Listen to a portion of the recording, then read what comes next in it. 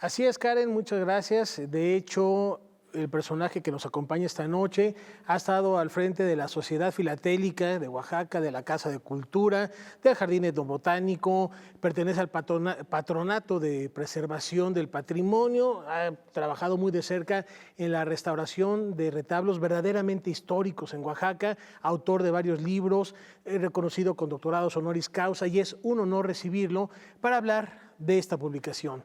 Historias y leyendas de Oaxaca. Muchas gracias, Jorge Bueno Sánchez, por acompañarnos esta noche y compartirnos este viaje fascinante, porque no solo son las leyendas, no solo es esa tradición oral de preservar la memoria, que es riquísima y vastísima en nuestro país y en Oaxaca particularmente, sino también vincularla con hechos reales.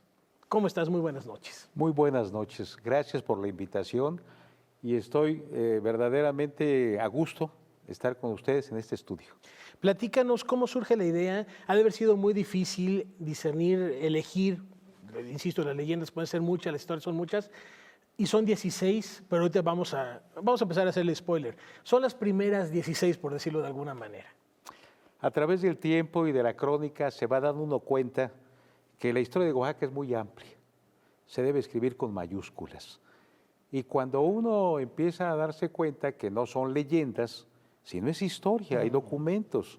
Si bien la leyenda es la madre de la historia, cuando el documento existe, la fecha, el nombre completo, se convierte en lo que es una historia. Entonces tratamos de explicar qué es una historia, qué es una leyenda, y de esto pues no solamente Oaxaca, ¿no? El país entero está lleno de toda una serie de historias. No son cuentos, no son consejas, son de antaño y hogaño, pero son historias vigentes en las diferentes regiones de Oaxaca. Aquí lo que podemos ver es que escogimos las primeras 16 que pudimos ir investigando, buscando documentación, y le pedimos que ilustrara el libro al maestro Sinsaburo Takeda. Es un personaje en Oaxaca con 50 años de vecindado. Él nos obsequió estas 16 alegorías que enriquecen la idea de la historia. Entonces, la historia es prehispánica, la historia es virreinato, es historia de Oaxaca. Un gran grabador México-japonés que además también se ha preocupado mucho por las comunidades originarias y mantener viva también la tradición del grabado en esa zona. Regresando al libro, ¿cómo fue esta aproximación? Las historias ahí estaban flotando. Se busca documentación, sí, pero son las más populares, son las más comunes. ¿Hay algunas que están nada más en la tradición oral o todas tienen este recurso, podríamos decir, científico, de cotejarlo contra un documento? Hay historias que nacen en el sentido de que escuchamos, leemos, pero resulta que no es lo cierto, lo que se ha escrito. Entonces, cuando empezamos a investigar, nos damos cuenta que no regaló el rey de España la campana a Oaxaca o el reloj de la catedral, sino fue comprado por el obispo para darle a la inauguración de la catedral en 1735 un regalo. Y entonces se coloca el reloj, que es el que va marcando la vida de los oaxaqueños de hace más de 200 años, y ese reloj que golpe a golpe en sus campanadas nos marcan el ritmo de nuestra vida. Entonces investigamos, damos los datos para que se entienda qué es esta historia de la campana maldita, cuál es la historia del reloj de catedral, cuál es la historia de Donají, que no es una leyenda, es una historia porque es la hija menor de una gran familia, la familia de Cosijoesa, rey de Sachila, y que Donají pues existió, murió, fue asesinada en este caso, enterrada, pero Donají no es una leyenda, es una historia real que es rica en lo que significa la identidad del zapoteca. Y eso es preservar la memoria y compartirla también con las nuevas generaciones. Y lo que me gusta mucho, ya lo decía al inicio de la conversación y lo acabas de enfatizar, las primeras 16, inclusive aquí en el canto del libro vemos un número 1. Esto quiere decir que es el inicio apenas de un proyecto más ambicioso. Sí, porque la gran cantidad, la riqueza que existe, hay pueblos como la región de los Mijes, los no conquistados, en donde no era muy fácil tener o entrar en la plática. lo consideraban ellos como algo que podía ser de burla, de incredulidad que escucha, y era muy difícil entrar en contacto para que le platicaran a uno. Entonces fuimos investigando, entrando a las zonas. Hay regiones que son más abiertas, en donde pudimos escuchar de viva voz los cuentos.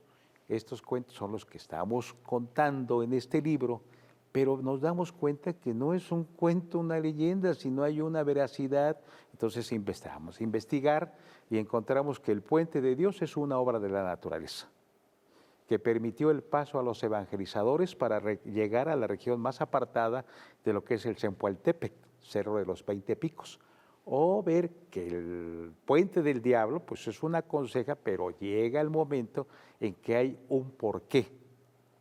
Este Puente del Diablo, ya que la gente fue obligada a la construcción de él, y así nos vamos encontrando que aunque en la sierra existen muchos cuentos, no conocemos. Y bueno, pues al ir investigando, escogimos los primeros 16, por ejemplo, en la parte de la mariana, la parte religiosa de la Virgen de la Soledad, patrona de los oaxaqueños, encontramos que sí existió una imagen que fue hecha y traída de España a Oaxaca específicamente, y que llegó de la manera que nos han dicho, que el milagro es la advocación mariana hacia esa imagen de la Virgen de la Soledad, que es el séptimo dolor de la Virgen al estar recibiendo el cuerpo, el descendimiento de Jesucristo crucificado, y que la soledad es el séptimo dolor. Entonces de ahí viene la imagen de la Virgen de la Soledad, en el séptimo dolor de la Virgen. Y es una de las leyendas que hemos escrito. En otros libros procuraremos otras leyendas como la Virgen de Joquila. Entonces tenemos en el tintero más historias, más que mostrarle a los jóvenes que hoy en día han perdido muchos el interés por saber. El leer nos conduce a ser mejores, nos lleva a entender las cosas, y lo que queremos es platicarlas en un lenguaje llano, es que es al joven una forma de allegarlo a la lectura. Y procuré en las primeras 2 presentaciones en Oaxaca con 500 estudiantes de preparatoria, les leímos parte de las historias, les gustó, y luego venimos a la Ciudad de México a presentar el libro el día 13 de julio en el Seminario de Cultura Mexicana. Lo presentaron 2 personalidades de México, Silvia Molina y otro gran personaje de la cultura mexicana realmente, que él amablemente preside el Consejo de la Crónica, y nos dio Román Sánchez la posibilidad y el acercamiento con los cronistas de la Ciudad de México. Maravilloso, y además enriquecido con las imágenes del maestro Shinzaburo, se vuelve un documento imprescindible para entender nuestras tradiciones, nuestra cultura, de manera particular la riqueza que tiene Oaxaca. Oaxaca, que es un lugar hermoso, bueno, como cronista tú nos puedes platicar más, pero en naturaleza, en tradiciones, en costumbres, en gastronomía, ver esos paisajes que nos revelan los amaneceres hierve el agua, o abrazar este milenario árbol del Tule, o tomarnos un mezcal, ¿por qué no? Para hacer el recorrido. Y ahora conociendo también esta tradición, que me imagino que también muchas leyendas, muchas de estas historias han de estar resguardadas por hablantes de lenguas originarias, que ha de ser un desafío nuevo. Así es. Oaxaca, con sus 8 regiones, tiene una etnicidad pluricultural enorme. Oaxaca es el receptáculo de la cultura nacional, es la reserva espiritual de la mexicanidad. Todo esto, al hablar de sabores, de olores, del mezcal y todo esto que es tan coloquial, pues representa lo que realmente es Oaxaca. Oaxaca es el receptáculo de todo lo que fue la cultura mesoamericana, con sus grandes naciones, lenguas, costumbres, y aquí están, ¿no? Cómo nace una canción, cómo se hizo, todo. Y lo más importante, Jorge, ¿dónde lo conseguimos? Bueno, el libro ya está a la venta. Ajá. Ya el libro lo tenemos en Oaxaca, en oficinas, en algunas librerías, la proveedora escolar. Estamos tratando de que llegue a la Ciudad de México a través de una de las distribuidoras grandes para poder ponerlo a disposición. Si el libro gusta, si el libro se vende, pues nos dará la posibilidad de hacer no una segunda edición, sino editar otro libro, el número 2, que traería otras 16 historias que pudieran ser también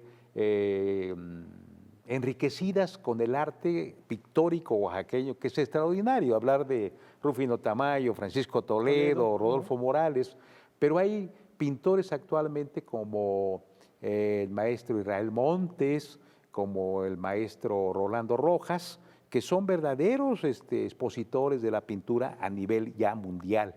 Entonces nos enriquecerán con sus obras el maestro Israel Montes el segundo, el tercero, si lo logramos con mucho gusto, le pediremos a Rolando Rojas que así lo haga, y sería una aportación en la bibliografía oaxaqueña y internacional, la obra pictórica de estos personajes que hoy en día están en la palestra, están en el diario devenir de la pintura. Bueno, escucharte hablar con esta pasión, teniendo este libro en las manos, seguramente vendrán no 2, 3 más, muchos más, y estaremos al pendiente celebrando esta tradición, y tenemos un pretexto más para visitar Oaxaca, y qué mejor privilegio que si van a Oaxaca se encuentran al maestro Jorge, y bueno, lo conocen como pocos pueden hacer este recorrido. Muchísimas gracias, enhorabuena por estas historias y leyendas de Oaxaca, y estaremos al pendiente de los números que seguro vienen. A ustedes, muchas gracias por el interés en la cultura y por exaltarla como principio fundamental del pensamiento del hombre. Gracias. Muchísimas gracias, Jorge, y que viva Oaxaca, Karen. Que viva Oaxaca, Rafael, así es. Me quedo con una frase para la memoria: la historia de Oaxaca se debe escribir con mayúsculas.